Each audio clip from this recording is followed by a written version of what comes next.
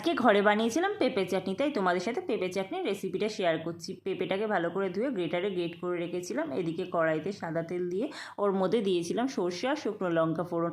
আর এরপর এর মধ্যে গ্রেট করা পেঁপেটা দিয়ে ভালো করে মিক্স করে নিয়েছি, দিয়ে ভালো করে ফ্রাই করে নিয়েছি। আর এর মধ্যে একটু দিয়ে দিয়েছিলাম লবণ। আর এরপর পেঁপেটা সেদ্ধ হওয়ার জন্য দিয়েছিলাম একটু জল, দিয়ে এটাকে ঢাকা দিয়ে রেখেছিলাম। দেখো পেঁপেটা একদম সেদ্ধ হয়ে গেছে।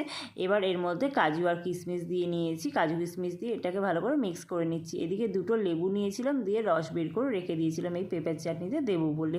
আর এদিকে আমার ঘরে ছিল মিষ্টির রস, তাও সেই রসটাই দিয়েছিলাম, আর সাথে দিয়েছিলাম একটু চিনি। এবার এই রসটাকে ভালো করে শুকিয়ে নেওয়ার পালা। দেখো রসটা অনেকটা শুকিয়ে এসেছে।